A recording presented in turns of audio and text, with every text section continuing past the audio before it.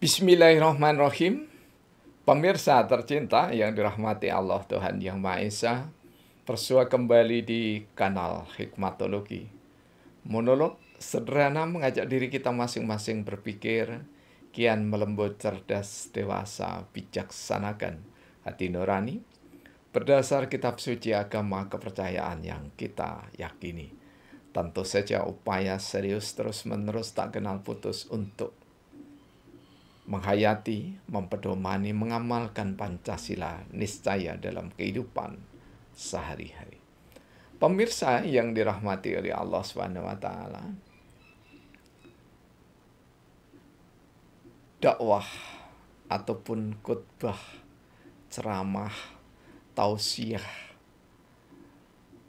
bahkan sampai dengan dialog, podcast, dan yang lainnya, baik dari agama Islam, Hindu, Buddha, Kristen, Katolik, Konghucu, dan penghayat kepada Tuhan Yang Maha Esa. Pendekatan normatif yang paling mengemuka. Yang kami maksudkan adalah berbicara tentang ayat, berbicara tentang hadis. Kemudian dipakai untuk melihat, bukan menganalisis ya, yang paling banyak, untuk melihat aktivitas dari masyarakat. Ketika di bulan Muharram atau bulan Muharram atau bulan Suro seperti sekarang ini, maka banyak sekali pertebaran terutama bagi orang Islam, umat Islam, mendengarkan ragam tausiah, ragam tulisan yang berusaha untuk mengatakan dalil-dalil tentang ketidakbolehan. Mulai dari ritual-ritual, selamatan-selamatan, dan yang lainnya. Dan sungguh disayangkan, di antara para pendakwah agama dan kepercayaan apapun itu, sangat langka sekali, nyaris tidak ada. Nyaris berarti ada ya. Nyaris tidak ada yang mencoba untuk melakukan riset, melakukan penelitian. Sehingga kata-kata bid'ah, khurafat, musyrik, syirik, takhayul dominan. Di sisi yang lain, orang-orang yang merasa dirinya paling asli Nusantara, maka menghidupkan tradisi,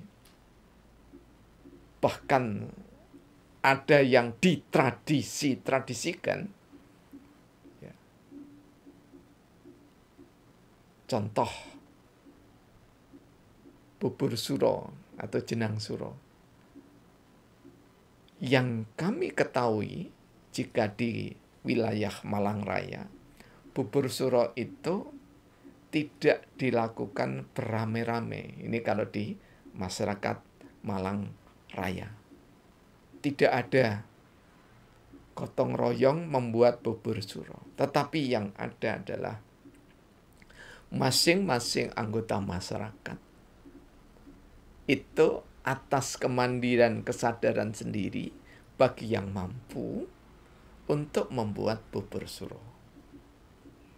Sehingga kesan kearifan lokal, budaya, tradisi budaya lokal itu betul-betul kemandiriannya lebih mengemuka. Karena itu tidak mengherankan sajian bubur suro satu dengan yang lainnya dalam kualitas dan kuantitas berbeda.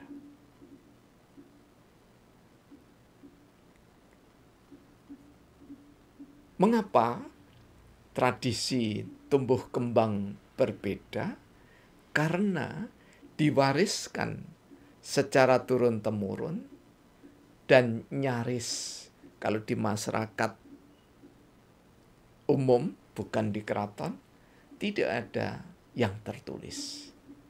Jadi bubur suro rangkaiannya seperti kita ketahui, ada bubur putih ya, dari beras, kemudian lengkap dengan lauk pauknya, karena sudah kami sebut di nomor atau seri yang dulu, tidak kami ulang. Ya. Kemudian diantarkan ke tetangga-tetangga terdekatnya. Sampai jumlah tertentu, di mana jumlah itu menurut kemampuan atau kapabilitas masing-masing keluarga. Demikian juga lauk pauknya lengkap, sama-sama lengkapnya. Tetapi tentu saja dalam kualitas dan kuantitasnya yang berbeda. Sekarang di era sosial media, generasi Android dan yang lainnya,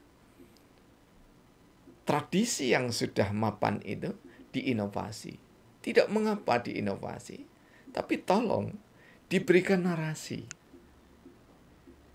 yang juga sangat memprihatinkan. Orang yang dianggap sesepuh itu, ya, kami sangat mengenal beliau, ya, karena ada di kampung bersama dengan kami, satu jajar begini ya rumahnya, kurang lebih ya sekitar berjalan 3-5 menit begitu. Jadi kami tahu bahwa beliau memang bukan sesepuh yang mendalami tentang tradisi selamatan itu. Ini yang saya katakan ditradisi-tradisikan. Sehingga ada satu acara ya di hall ya seorang kiai, kemudian dibarengi dengan acara jenang bubur suro atau membubur suro itu secara beramai-ramai. Ya. Jadi seperti membuat, kalau di Jawa Barat dodol, jadi seperti membuat jenang abang kalau di kota atau di Kabupaten Malang, atau jenang gede. Ya. Jenang gede kenapa? Ya jenang yang hitam itu, yang seperti dodol itu. Ya. Karena memang dari tungku ya, atau wajan yang sangat besar, dan biasanya itu diaduk oleh minimal orang 4. Dan itu dilakukan ya beberapa waktu yang lalu itu di sekitar tanggal 1 sampai dengan tanggal 2 Suro begitu ya, atau Muharram, itu di Kota Malang. Ya. Tepatnya di daerah Kedung Gandang. Tidak mengapa ada inovasi, tidak mengapa. Tapi tolong ya, apalagi sebagai generasi penerus ya, usianya sekitar 50 ke atas itu, diberikan narasi. Jadi narasi di mana awalnya bubur suro itu seperti ini, kemudian jadi seperti ini, ide kreatif dari siapa, tidak mengapa. Dan itu kalau diakui dengan bagus, dinarasikan dengan bagus, itu sebagai bentuk sosialisasi tradisi budaya yang inovatif. Jadi inovasi itu keniscayaan, tidak harus serta-merta ya. Kalau larung sesaji harus dengan tumpeng, harus dengan kepala kerbau atau kepala sapi dan yang lainnya, tidak harus begitu ya. Jika memang ada yang mempertahankan begitu, silahkan ya. Tetapi jika ada yang menginovasi dengan tabur pakan ikan dan seterusnya, mengapa tidak?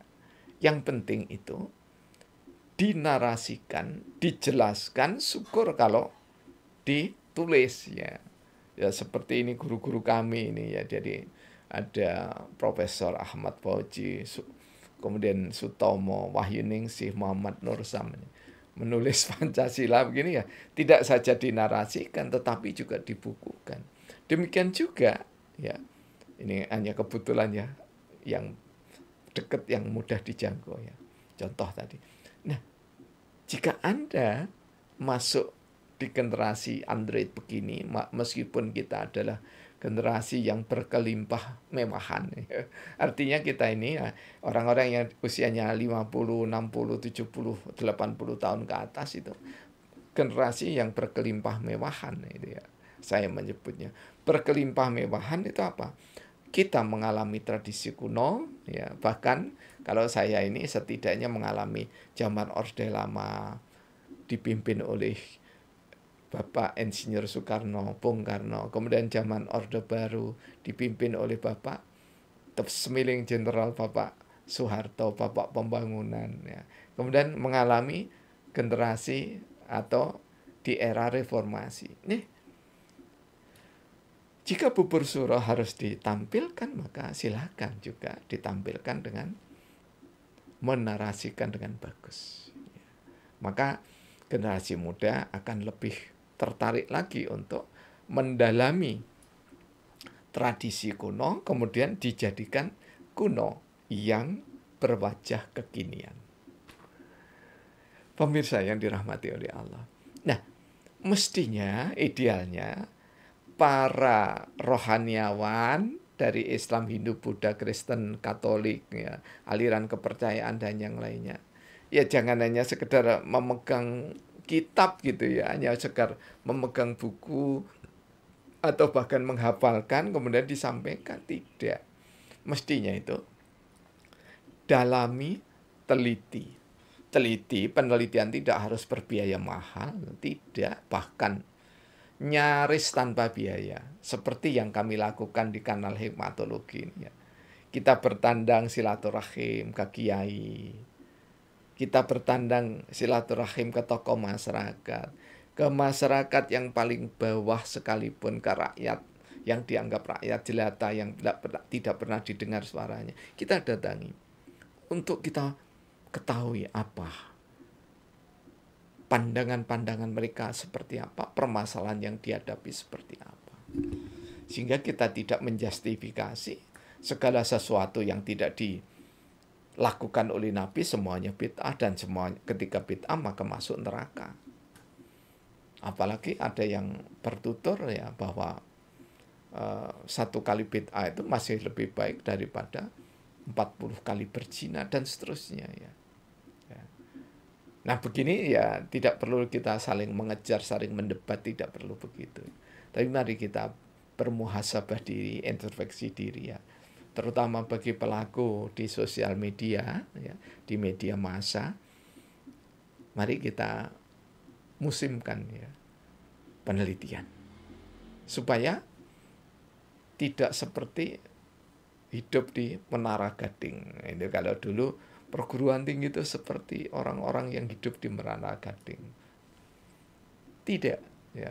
Bahkan perguruan tinggi itu orang-orangnya adalah orang yang paling gemar, salah satunya riset. Ada tridharma perguruan tinggi, diantaranya itu adalah pengabdian masyarakat dan penelitian, termasuk di dalamnya pengembangan ilmu. Ketika pengabdian masyarakat, maka kita bisa menyelam sambil minum air putih ya, yang menyehatkan. Artinya apa? Mengabdi kepada masyarakat, ada bakti sosial dalam bentuk apapun, bisa dilakukan sembari wawancara. Wawancara itu adalah penelitian, bagian dari penelitian. Jadi wawancara mendalam yang seringkali saya mengatakan in-depth interview tidak perlu butuh biaya mahal. Pertandang setengah jam sampai 1-2 jam bisa mendulang satu permasalahan, dan bisa kita memakai analisis mulai dari pendekatan normatif, kalau Islam Al-Quran dan hadis, kemudian pendapat atau fatwa ulama, diteruskan dengan analisis sesuai dengan kemampuan kita. Maka kita tidak pernah akan mudah mencela. Mengapa Islam dimusuhi? Tidak. Islam itu tidak pernah dimusuhi. Karena Islam itu damai. Ya, secara sederhananya itu damai, membahagiakan, menenteramkan, menyenangkan, menyejukkan. Karena semuanya dicintai. Yang haram dicintai, tidak dilakukan, dijauhi. Ya. Tetapi orangnya yang melakukan perbuatan haram tidak perlu dijauhi, dekati untuk didakwai. Yang halal juga dicintai karena yang halal dijalankan dengan baik. Jadi yang dibenci itu, maaf ya, lisannya orang-orang yang sering berceramah, yang sering menuduh-nuduh begini, angkat-angkat begini, sambil mencaci maki. Apalagi mencaci maki tradisi budaya, sungguh bukan cara Islam. Ya. Kita dilarang, umat Islam dilarang untuk mencaci maki sesembahan yang disembah di luar Allah. Itu juga makna sosialnya. Kita pantang untuk mencaci maki tradisi budaya. Jika kita tidak senang dan kita ingin mendakwahkan Islam, beretika, beradab, tentu sesuai dengan kapabilitas kita masing-masing dan kapasitas orang-orang yang kita tuju. Mohon maaf. Terima kasih. Semoga makin hari kita makin dewasa, bijaksana, lembut, mempesona dalam berdakwah, dalam menebarkan agama dan kepercayaan apapun, dalam menebarkan tradisi dan budaya apapun. Di Nusantara yang kaya dengan tradisi, budaya, etnis, suku bangsa, bahasa, agama, dan kepercayaan. Alhamdulillahirabbil alamin. Praktek biologi dan bersari